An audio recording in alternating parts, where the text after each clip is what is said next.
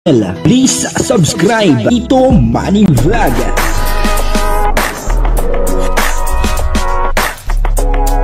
Payagan po si Tito Manny Vlog na mag-reactor. Wala man siyang records ng ng awayan. May sikreto po pala etong si Krista, no? Kaya naman po pala.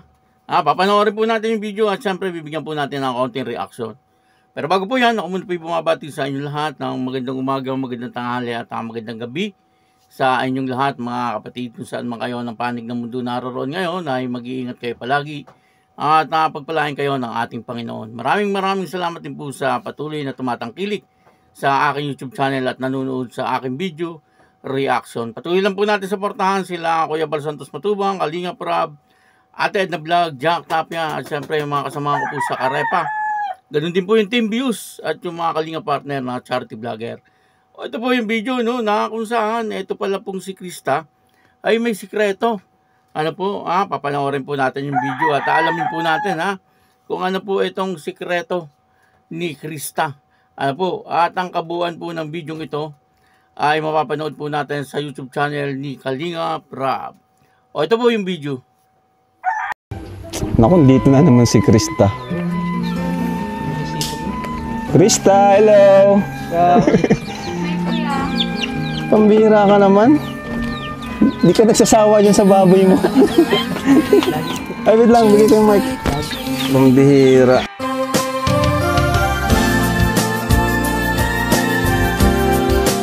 Lalaki na yan. Di ka nantitiri sa ano? Yaman kuya. Pero alam mo, Krista, tuwing napunta kami dito, hindi siya yung mabaho, no? Hindi Kasi po. pag... Mabaho yung kulungan mo eh. May alcohol. Anong sabon yan? Ano lang po yan? Nakatops lang naman po yan. Hindi naman. Kuya, tawag na po.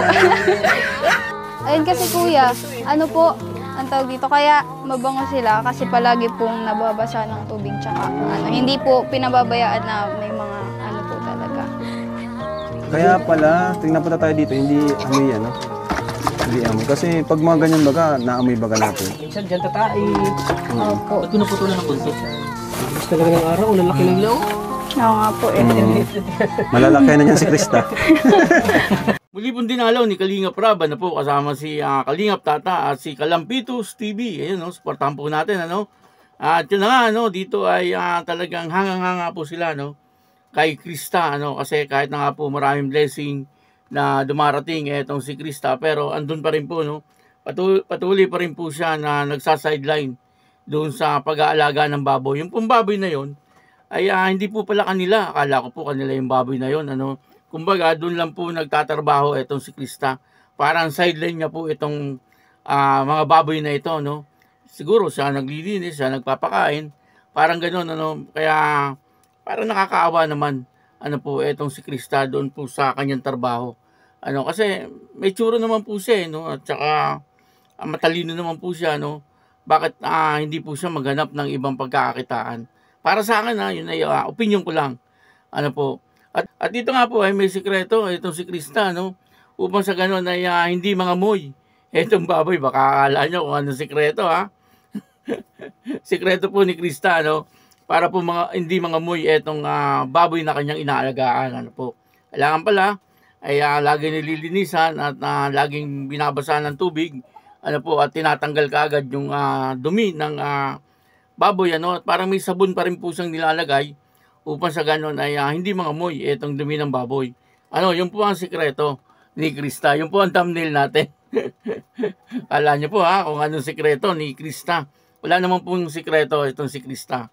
At lahat naman po ay alam natin tungkol po sa kanya. Kagaya nga po niyan, dito po ay talagang kahit na nga po maraming blessing, ay nandun pa rin po siya na naglilinis at nag-aalaga ng mga baboy. Okay lang sana yun kung sa kanya po yung mga baboy na yun kasi siyempre malaking pera din po yung meron kang babuyan at meron kang inahin ay malaking pera din po yan kapag po naibenta. Kaya lang ang problema ay dito ay sideline lang pala po ito ni Krista.